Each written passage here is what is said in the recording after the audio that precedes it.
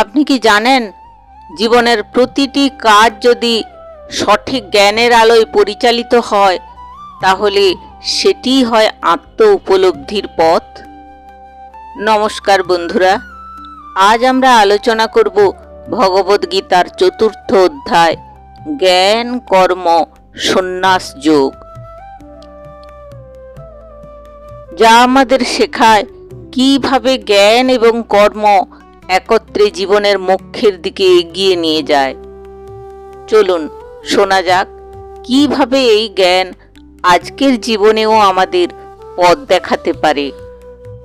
যদা যদা হি ধর্মস্য গ্লানির্ভবতি ভারত।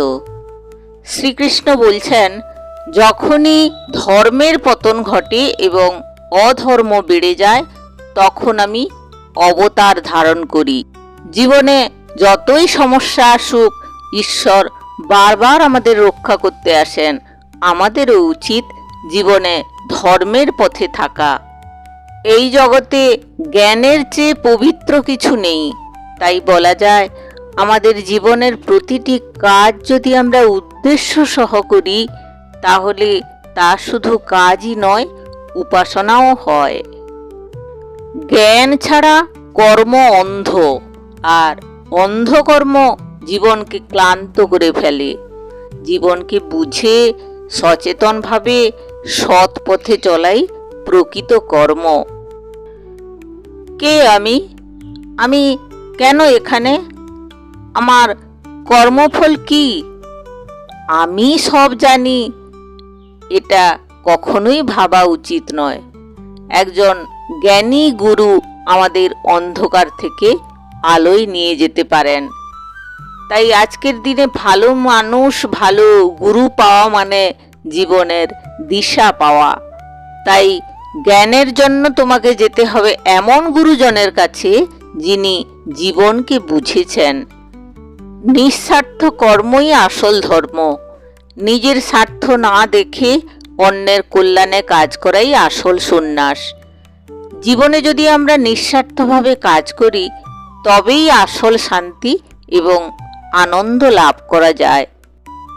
গীতার এই অধ্যায় আমাদের শেখায় জীবনে কর্ম করে যেতে হবে, কিন্তু সেই কর্ম যেন হয় জ্ঞানের আলোয় পরিচালিত, ঈশ্বরের প্রতি বিশ্বাস রেখে এবং অহংকার ছাড়াই।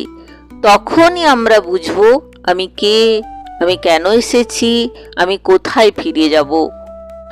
আমরা এখান থেকে শিখতে পারি আত্মবিশ্বাস, নিরলস চেষ্টা এবং সঠিক জ্ঞানের সাহায্যে আমাদের জীবনের লক্ষ্য আমরা অর্জন করতে পারি।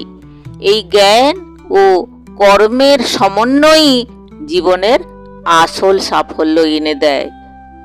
শ্রীকৃষ্ণ আমাদের উপদেশ দিয়েছেন, কর্ম করো কিন্তু ফলের আসক্তি ছাড়ো। আমরা অনেক সময় কাজ করি শুধু ফলের জন্য, কিন্তু ফলের চিন্তা না করে যখন শুধু কর্তব্য পালন করি তখনই আমরা সত্যিকারের শান্তি পাই। যে ব্যক্তি জ্ঞান লাভ করে তার সমস্ত সন্দেহ শেষ হয় আগুনে পোড়া খড়ের মতো। অর্থাৎ জীবনের অনেক প্রশ্ন, ভয়, দ্বিধা সব কিছুরই উত্তর লুকিয়ে আছে আত্মজ্ঞান ও ঈশ্বর চিন্তায়। ঈশ্বরকে জানা মানেই নিজেকে জানা। যে ঈশ্বরকে কর্মে, জ্ঞানে, ভক্তিতে জানে সে তাকে সত্যরূপে উপলব্ধি করে।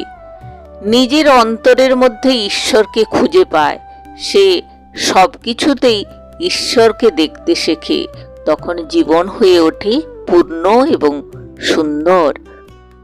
আর সন্দেহ হলো আত্মার শত্রু। সন্দেহযুক্ত মানুষ ধ্বংস হয়ে যায়।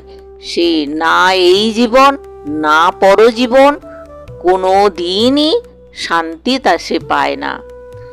নিজের আত্মা, কর্তব্য ও ঈশ্বরে বিশ্বাস রাখতে না পারলে আমরা সর্বদা অস্থির হয়ে পড়ি।